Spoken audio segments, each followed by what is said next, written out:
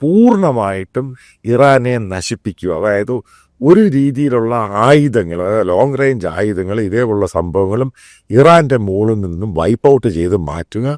അത് ഇസ്രായേലിൻ്റെ അജണ്ടയാണ്. ഞാനൊരു മലയാളം ചാനലിൽ, അതായത് മലയാളം 24 അകത്തെ അതിൻ്റെ ഇൻ്റർനാഷണൽ ഗ്ലോബൽ സ്ട്രാറ്റജിക് വിദഗ്ധനായ ജെയിംസ് സാർ പറയുന്നത് കേട്ടു. അയാൾ പറഞ്ഞത് ഇറാന് വാറിനകത്ത് തിരിച്ചടിച്ചു എന്നാണ്. ഇറാൻ എന്ത് തിരിച്ചടിച്ചു എന്നാണ് പറയുന്നത്? 4-5 കുറച്ച് മിസൈൽ വിട്ടു, അത് എടുത്ത് ഇൻ്റർസെപ്റ്റ് ചെയ്തു. ഇറാൻ ഒരിക്കലും വാറിനകത്ത് ഒന്നും ഒരു അഡ്വാൻറ്റേജ് എവിടെ ഉണ്ടായിട്ടില്ല. ആദ്യം വാർ എന്താണെന്ന് പോയി പഠിക്കുക. ശ്രീകണ്ഠനായാലും വാറിനെ പറ്റി പഠിക്കുക. അല്ലാതെ ഒരു മൂലക്കിരുന്നിട്ട് ഇതേപോലെയുള്ള റോങ് ഫീഡ് ജനങ്ങൾക്ക് തെറ്റായ ഫീഡ്ബാക്കാണ് കൊടുക്കുന്നത്.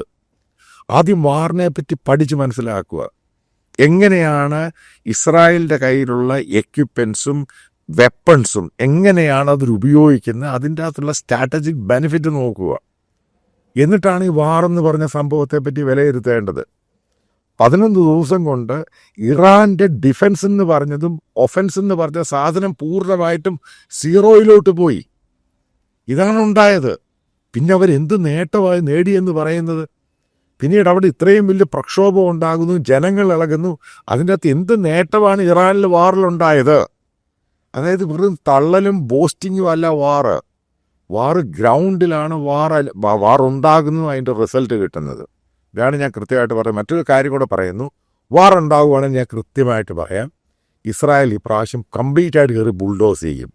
ചിലപ്പോൾ ഇസ്രായേലി മിലിറ്ററി ഗ്രൂപ്പ് അതിനുവേണ്ടി ഇറാൻ്റെ അകത്ത് തന്നെ കർഡിഷോ ആൾക്കാരെയൊക്കെ തയ്യാറാക്കി വെച്ചിട്ടുണ്ട്.